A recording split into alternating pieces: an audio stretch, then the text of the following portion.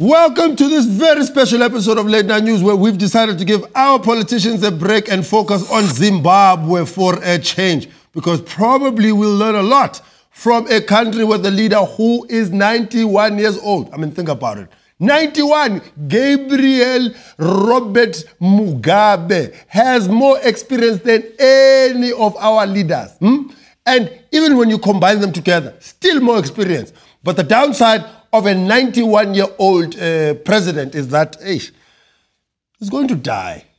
He's going to die. I mean, the guy went from a revolutionary like Che Guevara to a president who's falling out of a plane, getting tripped by the red carpet all over the place, all over the social media. I mean, come on, man.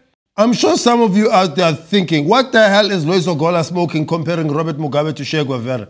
But before our main man, Bob Mugabe, became the guy dominating the news for dictator-like tendencies, he was the ZANU-PF who fought the British colonialists in a war that claimed thousands of lives before ending in the late 70s with the signing of the Lancaster House Agreement. An agreement that resulted in national elections being won by Robert Mugabe's ZANU-PF. But we all know that colonialists are not good at giving up power. So the Brits betrayed him by not keeping their word on land distribution. And basically, Mugabe has been mad at them since.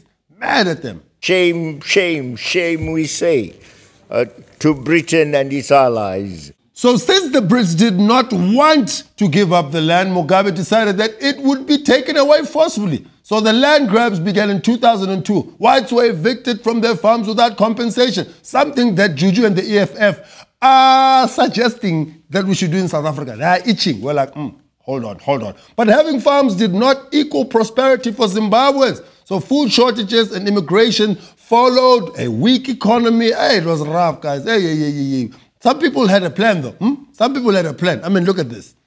They can't find work, so for these Zimbabweans, gambling is the next best bet.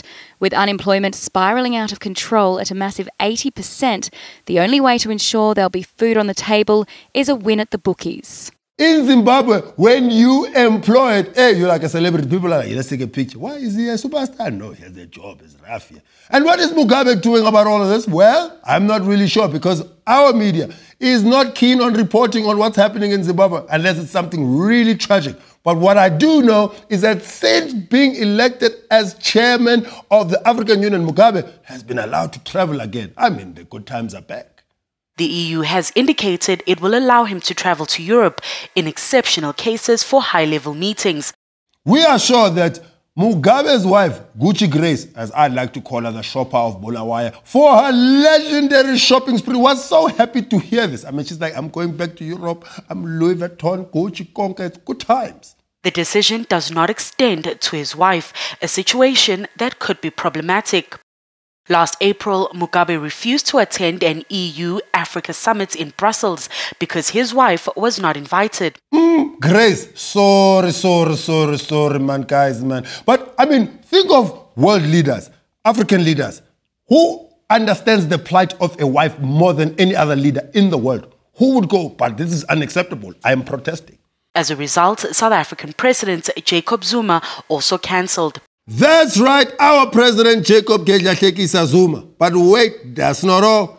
At his birthday party earlier this month, Mugabe reassured his people that now he's tackling the economic struggle. And that struggle was next on his agenda. I mean, Bra Bob, Uncle Bob, Mr. Gabriel, you've been president for nearly 30 years, my man. Shouldn't that have been on top of your priority list? Or were you just busy like stealing the elections and making sure that opponents were disappearing to focus on the economy? And now you know how he plans to stimulate the economy. Do you know how he's planning to? Watch this. I mean, it doesn't get more ridiculous. So safari, very few are African. The majority are white. Safari. In our region, we have the most safaris and the most animals, but we are now going to invade these forests. Yes, safaris, tourism, invading forest. Okay, I guess that's another disadvantage of having a 91-year-old president. He's too old to care about the knowledge economy. All he wants is all these British people must go. It's like having your grandmother run the country. It's rough, guys. But I wonder how Mugabe maneuvers himself in all the situations, because he's always at the best world parties. He's always he's in the mix. How does he do it? We found some tapes. Maybe they could give us a little bit of insight on how he does it.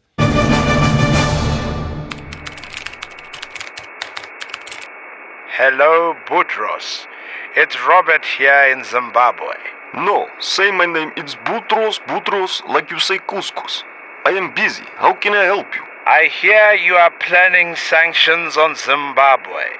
You cannot do that. Why not? Because I'm dying. That is awkward. Is it the cancer? No, Boutros. I'm old. You can't do that to me. I am dying of old age. President Robert Mugabe, we are a democratic institution. Give us one good reason why we should vote you as AU chairperson. Because I'm dying. What's wrong with you? Are you blind? I am old. Okay, you can be chairperson as long as you guarantee us you'll be dead by July. I promise. Tony Blair, I heard the Queen is throwing a party at the end of the month. You have to tell the Queen to invite me to her shindig. That's the worst thing the Queen can do. The press will crucify her for that. You have to do it. Give a good reason why. Because I am dying. Okay, I will put in a good word. I'm sure she will reconsider.